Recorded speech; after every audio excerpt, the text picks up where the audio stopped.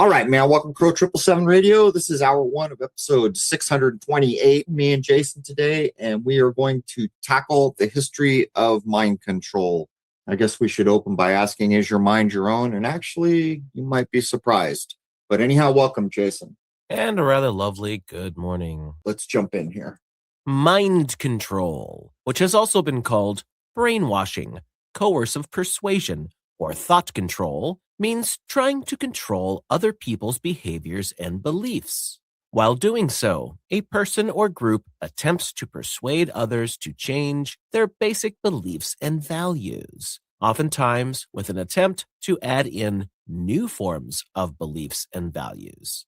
Unethical methods and manipulation might be, and often are, employed to accomplish this goal, which often ends up harming the people who are being manipulated. The term has been applied to any tactic which damages an individual's control over their own thinking, behavior, emotions, or decision-making.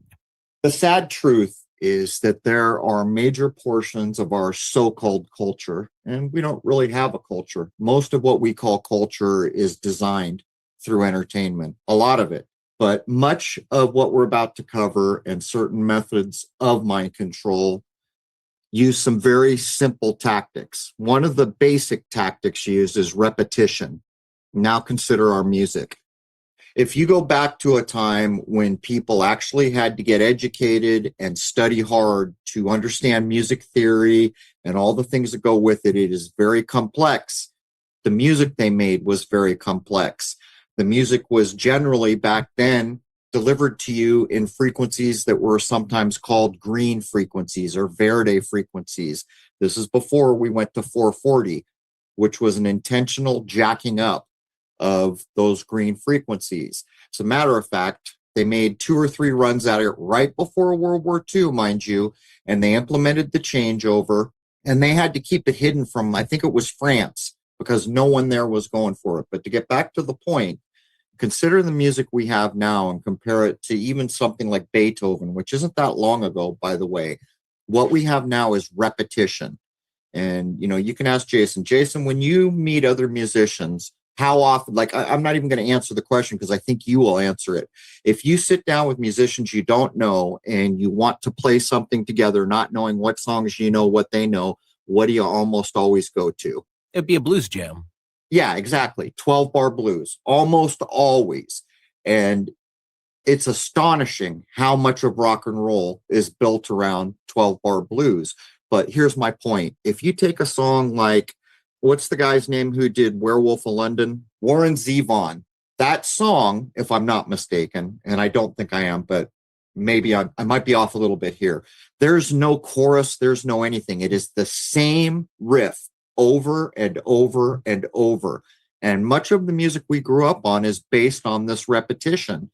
And I think it's by design, because in mind control, repetition is one of the things that sets the foundation for changing minds.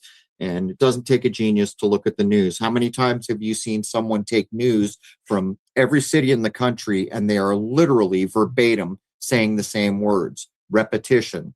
My main point here is the majority of the music that we call pop culture is based around the foundations of mind control.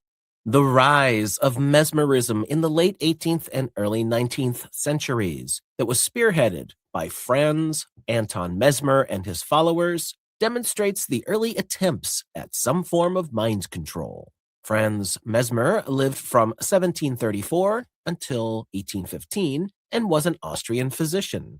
He introduced his theory of animal magnetism in the 1770s, with it gaining significant traction in Europe, especially France, by the early 1800s. Mesmer posited that an invisible, universal fluid coursed through all living beings, which influenced health and behavior. Mesmer put forth that imbalances in this fluid caused illness, and he claimed that he could manipulate it to heal patients using techniques like hand gestures, magnetic objects, and intense eye contact. His sessions would often induce trance-like states in his patients. These might be marked by convulsions, fainting, or deep relaxation, phenomena he attributed to the realignment of this fluid. It's astonishing how much misinformation and denial are around what Mesmer was involved in, specifically animal magnetism. For those of you who are familiar with James Shelby Downard, go look at that.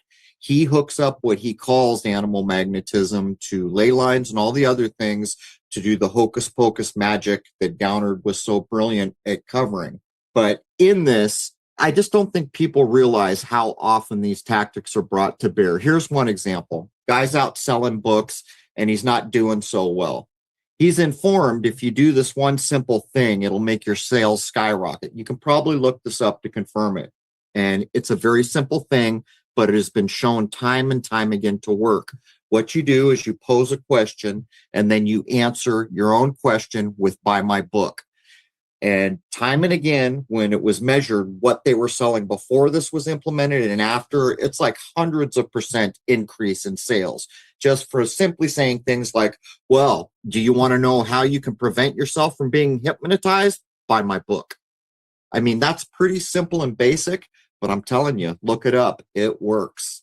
By the 1780s, Mesmer had moved to Paris, where his theatrical demonstrations had captivated the public as well as the aristocracy. Patients were instructed to sit around baquets, which were wooden tubs filled with magnetized water and iron rods, and holding hands or rods as Mesmer, who was dressed in a flowing robe, waved wands or stared into their eyes. These rituals were said to frequently produce dramatic psychological effects, such as hysteria, calmness, or apparent cures. This is significant as it suggests that suggestion and expectation could profoundly alter mental states.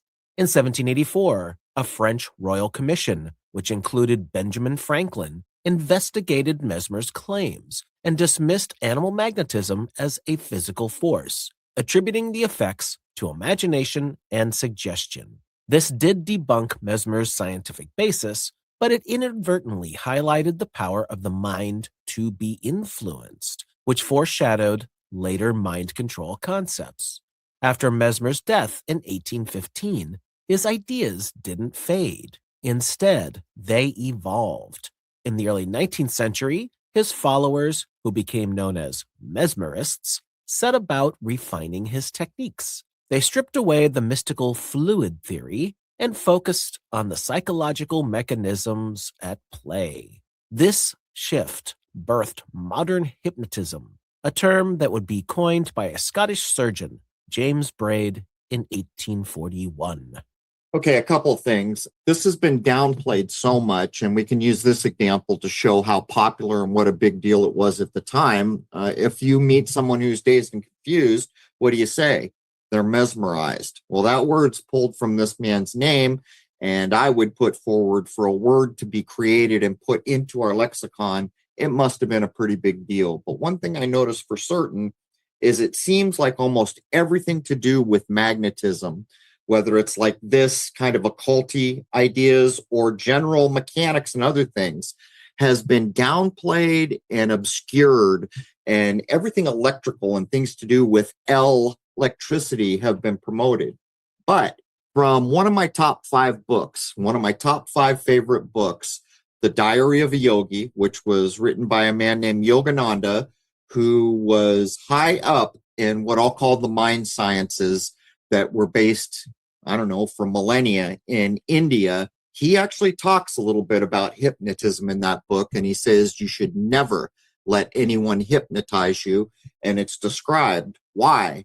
And I think that's a big deal, because what I notice is if you study the so-called yogis and the people into what I call absolute mind science, which is people like Yogananda, his guru, and many others all around the world, not just in India, they are going in a very different direction with all these ideas, and it's always spiritually based.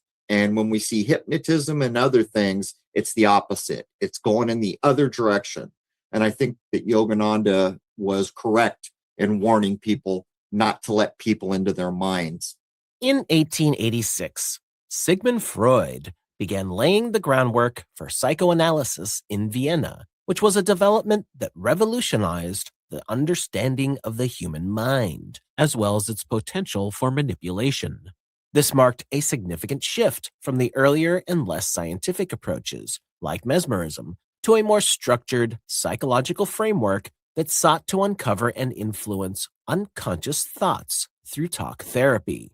Sigmund Freud, who lived from 1856 to 1939, was a young neurologist when he returned to Vienna in 1886 after studying in Paris under Jean-Martin Charcot. Charcot's work on hysteria and hypnosis was deeply influencing Freud, exposing him to the idea that mental states could be altered and that unconscious processes drove behavior. Once back in Vienna, Freud would open a private practice and begin to experiment with techniques to access and influence the mind, initially building on hypnosis before he began a pivot to talk therapy. In my mind, nothing good has come from this, all the way up to modern psychology. And what I'm about to say may upset some people, but I'm sorry. It's the way that I feel about it. If you look at what psychiatry has become, they're basically drug peddlers. I saw an interview recently where someone was covering the field of psychology, and they interviewed some people high up. And I think it was maybe New York City. And they asked two simple questions. How many people have you cured? And every one of them said the same thing, none. And they said, what are the chief things that you do for your patient? And every one of them said the same thing. They push drugs, but what's so bad about it is they don't even really know the effects of the drug, and they admit openly that they have to experiment to try to hit on what they feel is correct. But if we're going to be honest here, Jason, let's draw the line. So here we are at what most Western people would say is the beginning of the hacking the mind psychology sciences. Who was this man's double nephew, and what did he use this information for, Jason? You wrote all the notes for it. Well, that would be a man named Edward Bernays. You know, F and A. Can we think of any man in all the episodes that we've done that changed America more than Bernays? I don't think we can. I mean, it's astonishing when you begin to look at Bernays. And how is it that he could be, it's pointed out over and again that he's the double nephew of Freud. So do you suppose he was applying to marketing what his uncle was up to? And when you take it apart, and that's the very beginnings of big time marketing in this country, I would estimate, what does that tell you that marketing is? Marketing is basically mind manipulation, isn't it?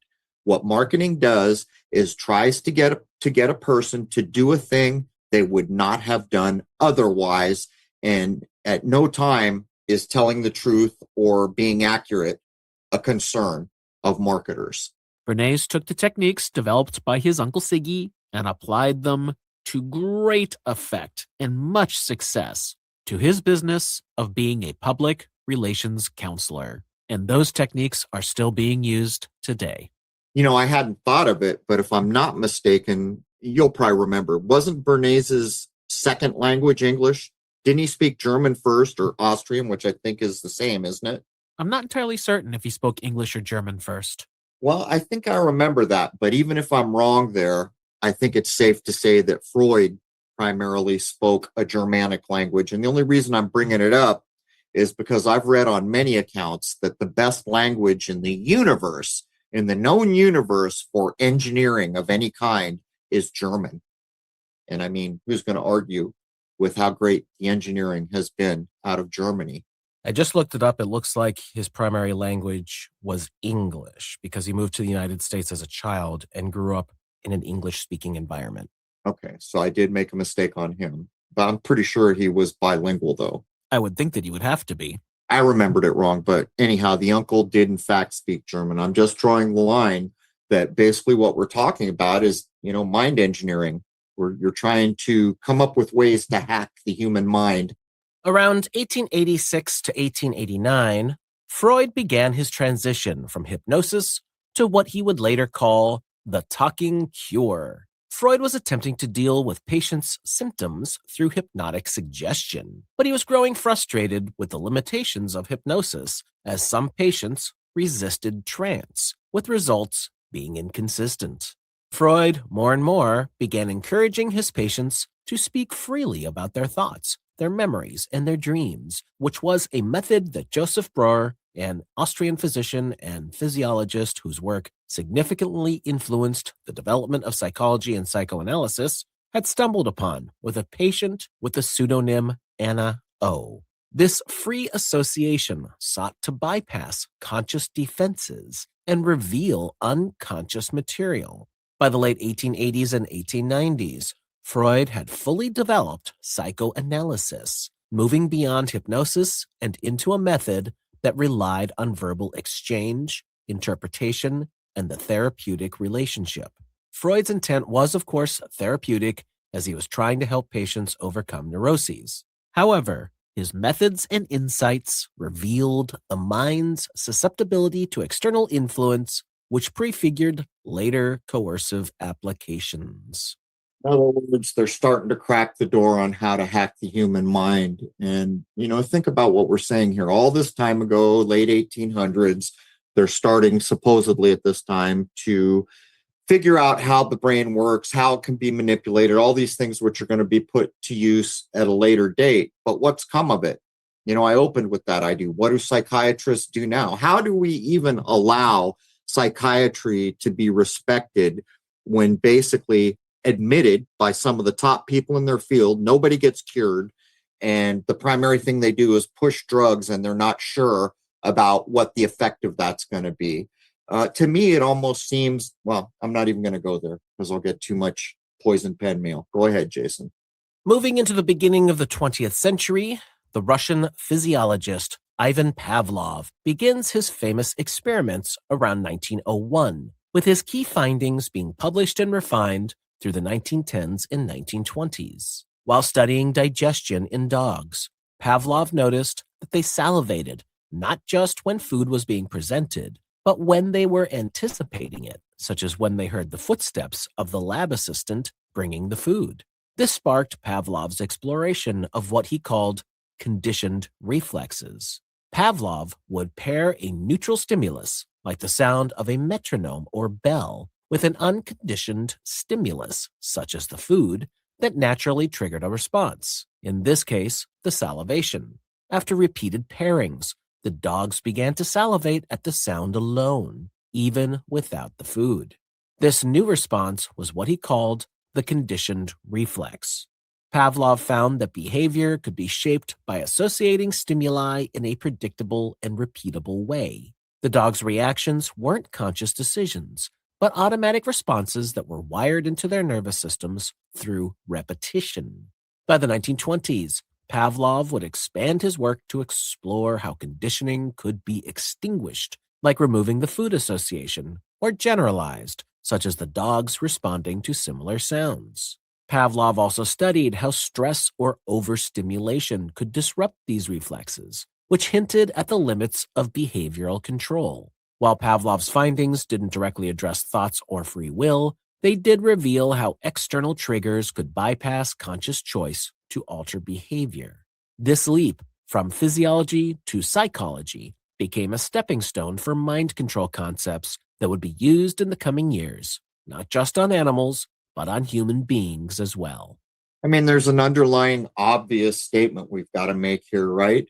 If you're going to do things like Pavlov did, we can ask the question, are you being a decent human being? Maybe. I mean, to me, you're right up to the line. And what's this all based on? Repetition. Remember what I said about our music? In a way, we're all Pavlov's dogs, just by dint of our music. But to get back to the point, if you're going to try to apply these things to control someone else's mind, you're not being a decent human being anymore, which means that the majority of what we're about to cover is going to find most of its use in places where they're not going to openly admit what they're doing, and to be honest, is probably not respectable in the first place. In 1920, John B. Watson, an American psychologist and founder of behaviorism, aimed to prove that human behavior wasn't just a product of internal thoughts or instincts, but something that could be shaped entirely by external stimuli. At Johns Hopkins University, Hopkins and his graduate assistant, Rosalie Rayner, conducted what is the now infamous Little Albert experiment. The subject of the experiment was Albert B., a 9-month-old infant, who was described as healthy and emotionally stable and had no prior fear of animals. Watson first showed Albert a white rat, which the baby initially liked, reaching out to touch it, which is a neutral stimulus. Then, Watson paired the rat's appearance with a loud, jarring noise by striking a steel bar with a hammer behind Albert's head. This is an unconditioned stimulus, which naturally caused distress and crying, an unconditioned response. After several pairings of the rat and the noise, Albert began crying and recoiling at the sight of the rat alone, even without the sound being heard. This is a conditioned response, and the fear had been successfully conditioned. Watson tested Albert with similar objects, such as rabbits, a dog, a fur coat, even a Santa Claus mask with a white beard, and found that the fear extended to these, showing that emotional responses could spread beyond the original trigger. Albert's fear had been artificially implanted through repetition and not rational understanding. The experiment ended abruptly when Albert's mother withdrew him, with Watson never having deconditioned him, which left his long-term fate unclear. Do we even want to know what deconditioning would be like? Although I guess we can probably guess. Probably involves a rat without noise, but I mean, this is what I'm talking about. Here's where human decency flees the scene.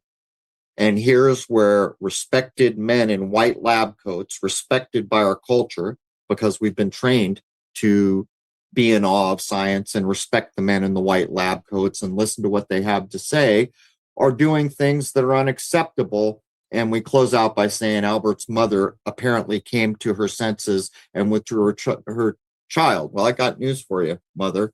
You weren't being a very good mother when you let a 9-month infant become somebody's plaything to supposedly further science.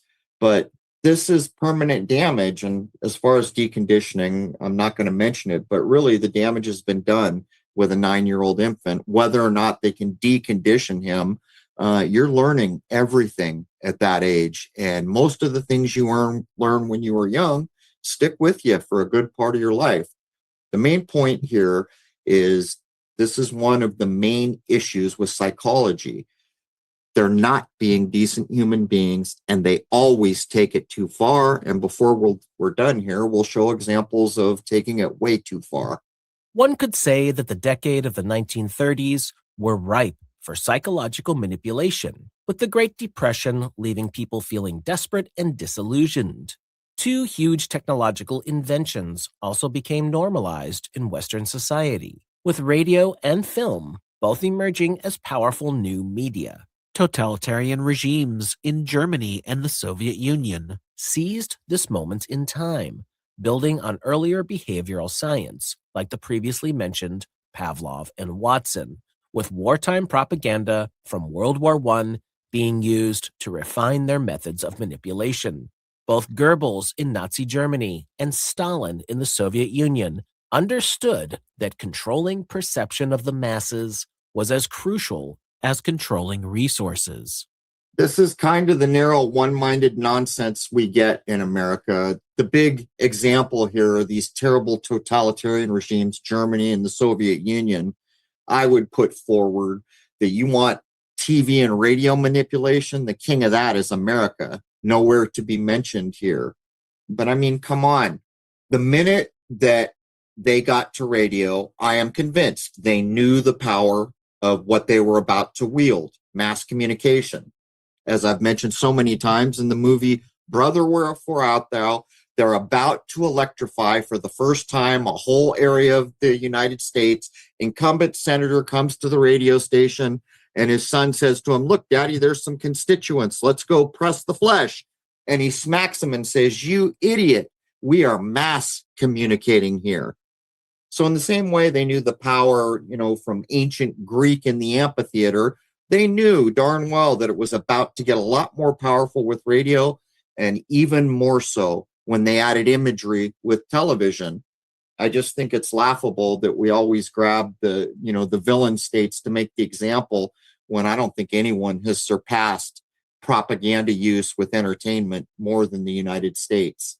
Joseph Goebbels was Adolf Hitler's Minister of Propaganda in Nazi Germany. From 1933, he turned mind manipulation into a very dark art form, with his goal not being just to inform, but to reprogram how Germans thought about themselves, their enemies, and the Nazi state. Goebbels famously said, "If you repeat a lie often enough, it becomes the truth." Slogans like "one people, one empire, one leader" were drilled into public consciousness via speeches, posters, and of course, the ever-pervasive radio. Nazi rallies paired symbols like the swastika and militaristic uniforms with euphoria, pride, and unity, while anyone considered an outsider were linked to fear and disgust. This was often done through relentless vilification in German films and other media, since the regime controlled all of the newspapers, radio, and cinema. The 1935 film Triumph of the Will glorified Adolf Hitler, a film which conditioned viewers to see him as infallible. Public executions and the Gestapo's omnipresence reinforced strict compliance, with the knowledge that if you disobey, you would vanish. Goebbels' approach echoed Pavlov's conditioning, with pairing a stimulus, this time being Nazi ideals, with a reward, which was belonging and safety. The opposite was also true, of course, with the terror of punishment being the alternative. Over time, resistance in the captive German state eroded as the population internalized the endless Nazi narrative. All of this was done without forcing belief through any sort of logic, but shaping reflexes to cheer at the Führer's voice and recoil at their enemies. This mass-scale emotional engineering prefigured later mind control goals of bypassing rational thought. Well, in our era, you can still jump on places like YouTube and look up some of the speeches and see them translated. And it occurs to me that there really is a difference between how it's being used in supposed Nazi Germany. It's in your face. And I guess the iron fist is what's backing the acceptance of it. Where here in the country where I grew up, much of it for decades is going on, but nobody's aware of it. But let me make the big point here. So I believe it was the Rockefellers and the Rothschilds that got Goebbels involved in the frequency change for music, the standard tuning for concert A. Do you agree with that? It was Goebbels, right, Jason? Should have been. Yeah, pretty sure. So anyhow, they put this guy pre-World War II. They make a couple, 2-3 runs. I don't remember. I do remember that they had to hide it from France because there were so many serious musicians that were having none of it and considered 440 to be a damaging frequency. Nonetheless, they get 440 put in. Now, with everything Jason just read about World War II and supposed evil ministry of propaganda, you see what happened here. They took the Verity tuning for all these forms of music and communication and radio and everything else, and they jammed 440 down the pipe. And anyone now can probably look up what 440 is about. But the older tunings were thought to be harmonious and nurturing, whereas 440 was the exact opposite. So you can see the cue up. And I think it's openly admitted now that it was Rockefeller Rothschild that were behind the Goebbels involvement in the frequency change. In Soviet Russia, Stalin's regime, which began in 1924, wielded propaganda to forge a unified Soviet man, one which was loyal to communism and to the state. While it was done less theatrically than the Nazis, it was equally pervasive and still as ruthless. The cult of personality that was around Stalin, with portraits everywhere and constant praise in the Soviet state newspaper Pravda, hammered home his godlike status. Slogans like "Stalin is the Lenin of today" linked him to the previous revolutionary glory. The Great Purge that occurred from 1936 through 1938 saw millions arrested and or executed, which created a climate where dissent was known to mean death was a certainty. Public show trials conditioned citizens to equate questioning the state with betrayal. Soviet films, works of literature, and radio broadcasts glorified workers and demonized class enemies. History was rewritten, with Trotsky being airbrushed from photos to control the collective memory. Propaganda promised a utopian future, pairing loyalty with hope, a high example being the 5-year plans that were hyped as collective triumphs. Stalin's system leaned on Watson's emotional conditioning, associate the party with security and pride, and dissent with terror. The goal was a population that didn't just obey, but felt the ideology as the absolute truth. The erasure of alternative narratives, events that were constantly occurring via censorship and purges, mirrored later mind control experiments aiming to depattern subjects, meaning to wipe the slate clean and implant a new reality. I think I could give you an example of exactly what you just explained about supposed Soviet Russia now, but to get back to the point, there was also a whole color and design mind control thing going on. If you go look at how much red was put into all the communications posters and so many things, and as we know, colors have frequency and intent and all that, but also look at the architecture. It's all very bleak and overwhelmingly in your face. But to get back to the point, they're talking about erasing things. It's like from 1984, the memory hole or whatever it is. But check this out. When I was doing research for the last episode, and I've mentioned this on the air a few times, when my YouTube channel got whacked in the fall of 2017 for censorship because Jason and I had covered the Mandalay Bay hoax, I saw the cover of Wired magazine in the office of one of the guys that was helping me at that time do my website. And I've referenced it a couple times. I tried to find it. I can't. And so I pinged Rose and said, Rose, between 2015 and 2017, and I thought it was like maybe 2016, 17, there was a cover where Wired magazine openly announced censorship, which is another form of what we're talking about here, by the way, and she couldn't find it. So I'm here to tell you, it appears that they are scrubbing the censorship announcements behind us. If I am correct, and I know I saw it, on the cover was the announcement that censorship had arrived. If anyone can find that or know something about it, I'd love to hear from you. On the eve of Halloween 1938, Orson Welles and his Mercury Theater on the Air aired an adaptation of H.G. Wells' The War of the Worlds on CBS Radio. The episode was framed as a series of faux news bulletins that were interrupting a music program to report on a Martian invasion taking place in Grover's Mill, New Jersey. The broadcast began with a brief introduction that noted that it was a work of fiction, but many listeners missed this rather important point, either tuning into the broadcast late or happened to be flipping through channels. What they heard came across as chillingly realistic. Bulletins that described Martian cylinders landing, heat rays incinerating towns, and military forces crumbling. All of this was delivered in a deadpan, authoritative tone by actors who were posing as reporters and officials, sounding just like if the event were actually transpiring and being reported on. Panic, of course, erupted as a result of the misunderstanding.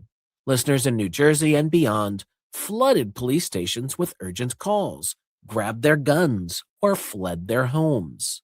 Estimates vary, but some claim that over 1 million people believed that the invasion was real, although later studies suggest that the scale was exaggerated by sensational headlines at the time.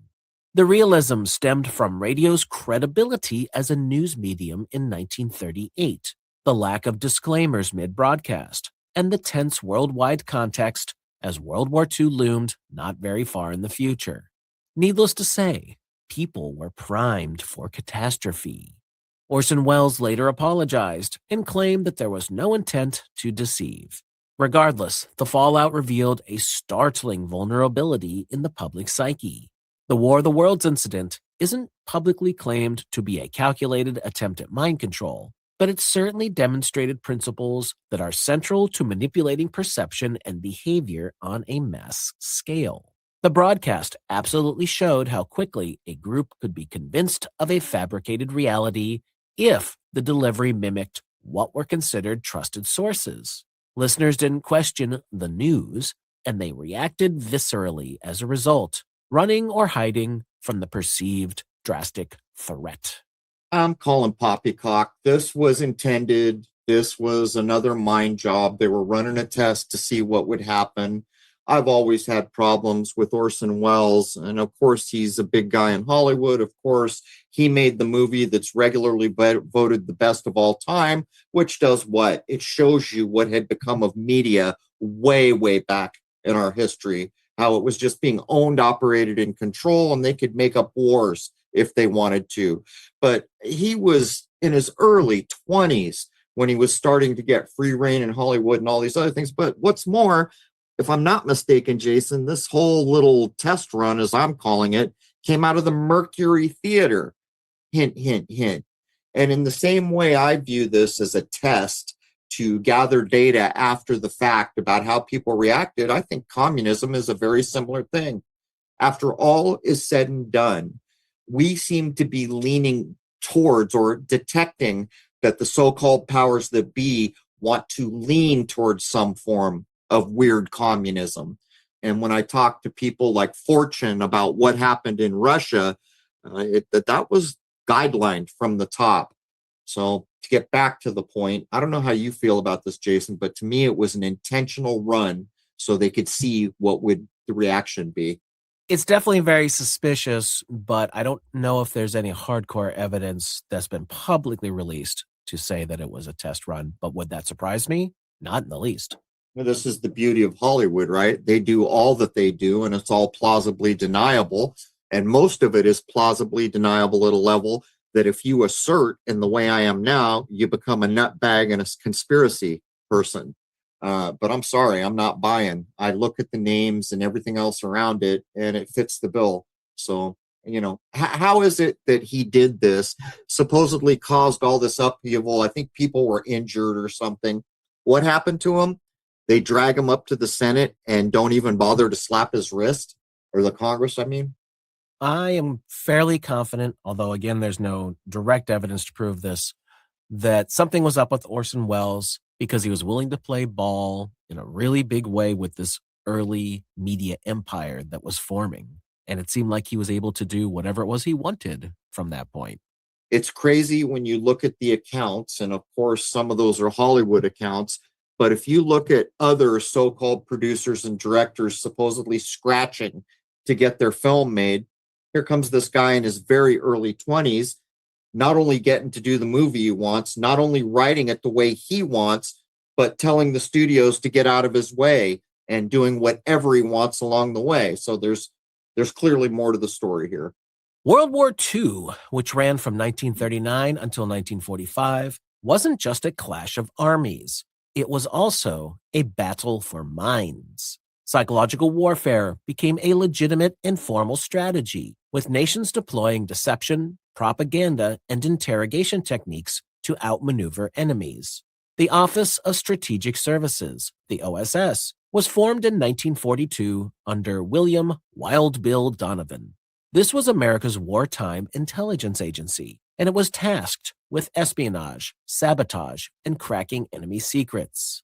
Amid this high-stakes environment, the OSS turned to experimental methods, including drugs, to bend the human mind to their will.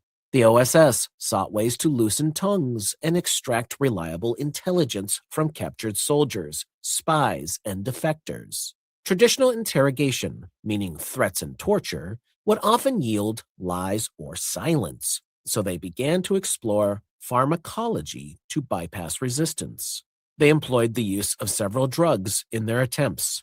Marijuana was one, which was known then as marijuana or hashish, with the OSS testing various cannabis derivatives, believing its psychoactive effects could reduce inhibitions and make their subjects talkative or disoriented. Early trials used concentrated forms, sometimes smoked or injected. Another drug was scopolamine, which was a powerful alkaloid that is derived from nightshade plants, such as henbane. Scopolamine was already infamous in criminal circles as a knockout drug, and the OSS hoped its sedative and amnesiac properties could render prisoners compliant and truthful. Kind of funny if you think about it. Back in the 40s, the OSS is using marijuana and hashish, which, by the way, is probably 10,000 times less potent than what's around today, I would imagine. I'm being facetious, but it's much more potent now. There was a time, and this was that time, when drugs were damn near unheard of in our culture and our society. They were there, but nowhere near what they were going to be. And it is my point of view that much of the drug epidemic that came was for social engineering. We know certainly, I think it's openly admitted, that crack was put into South Central LA by people with intent. The cocaine, much of the pot that came, all normalized now. And that was normalized just before my generation. I wasn't old enough to be a hippie, and it was really the hippie generation. So my parents' generation, the youngest of my parents' generation, or the oldest of my parents' generation, who would have been the people who began to normalize these drugs that are so commonplace now. From my point of view, we can see now how they got here, how it was normalized, but what's more, we can see what's come of it. When I was young, you had to sneak around to go find the pusher. Now, for many people, the pusher's at your nearest CVS. So it goes to show you, this is all social engineering from my point of view. Our music was affected by it. The way we tune our music was affected by it. The rise of communism was affected by it. And the normalization of drug use and the breaking of the family unit and rampant sexuality, which was a very different thing in our culture back then. And for the last point for hour one, Operation TD, or Truth Drug. In secret facilities such as Camp X in Canada or stateside OSS labs, agents administered the previously mentioned substances to volunteers, POWs, and suspected double agents. Marijuana was often given first to relax the subjects, which was followed by scopolamine to deepen suggestibility. Doses were imprecise, as sometimes it was smoked and sometimes taken as liquid extracts, which was paired with questioning under dim lights or sensory deprivation to heighten the effects. The OSS also tested hypnosis alongside the drugs, aiming to amplify compliance, which had mixed results at best. Marijuana made some chatty but incoherent. Scopolamine could induce a twilight state, where subjects might be inclined to mumble secrets, but it also caused confusion, hallucinations, or unconsciousness. One report described the prisoner revealing troop movements under scopolamine, only for the info to be unverifiable gibberish. Stanley Lovell, the OSS's chief of research and development, drove these efforts, dubbing them part of the Dirty Tricks toolkit. Lovell drew inspiration from rumors of Nazi drug experiments and pre-war medical studies on sedatives. Fear of Axis breakthroughs, like Germany's rumored use of mescaline or Japan's alleged opium-based interrogations, pushed the OSS to innovate. The urgency of the war trumped ethical concerns, and there was little regard for consent or long-term effects. Prisoners, of course, didn't volunteer for these tests, with drugs being administered covertly or coercively. This lack of agency is a hallmark of mind control, as subjects become tools, not participants, which is a precedent that would be echoed in post-war CIA programs in the next decade. And human decency falls by the wayside. It becomes normalized to be that way, and then it becomes expected, and then it becomes demanded. And with all the work we've done, we could look back and we could say things like LSD was integrally introduced and one-to-one part of the Charles Manson made for TV skit. This has gone on and on and on. And in the same way that I have stated the problem with corporations, one of the big problems that I see is that they never hit the apex where they're doing the best they can do and they say, all right, everyone back off. We found our perfect spot to operate from. Let's do this now. They always take it too far. So if you go all the way back into the 40s when they're throwing human decency by the wayside and then actually taking members of the place you said was the demon and copying things they did because you're worried they're going to be ahead of you, and yet you're calling them the demon, and you sacrifice all human decency, which direction is that going to go in the places of power over the next decades? Well, we've seen it. We come to now where free speech, human decency, just all of it, all the decent aspects of culture crumbling down around us. And this is the big difference in my mind between the mind sciences that is well represented in India and what's going on here with psychology, the science-based version of the mind sciences. One of them lives and dies under the idea of spiritual concerns and human decency, and the other one doesn't know a line where they should quit. As a matter of fact, there seems to be no line. If they think they can achieve the outcome, then it doesn't matter what they do to get there. Anyhow, Jason, you want to add anything? Well, we ain't seen nothing yet, because once we get into the 1950s and into the later 20th century, we're going to see, especially with the CIA, just how much human decency doesn't even freaking exist. I mean, in some ways, I don't even feel like I can completely speak my mind when we cover a topic like this, because if I'm going to be absolutely open and honest, which I will be, but I will limit what I say because I don't need all the poison pen mail. We have been conditioned from cradle to grave, at least in my lifespan, from 1963 to now, from our entertainment, from our movies, from the things we're expected to do to get along in society, to the education we had, to the drug, just all of it has been aspects of social engineering. And when we look back at where this supposedly started, where are we going to? Well, we're going to go to Sigmund Freud, and then we're going to start eyeballing his nephew on whatever it was, Fifth Avenue in New York, where marketing is going to take off and become something new. And I'll tell you another thing. If people said to me, "You're crazy, what you just said is nonsense," try this one on for size. Christmas is completely brought to you by marketing, and it is completely a morphing of pagan ideals. 100%, by the way. But with that, we're going to wrap up hour one of episode 628. And hour one is free to everybody at crow777radio.com. Members know to log in for the full episode, and they get access to all the forums and comments section. They can create new topics, top-level ideas.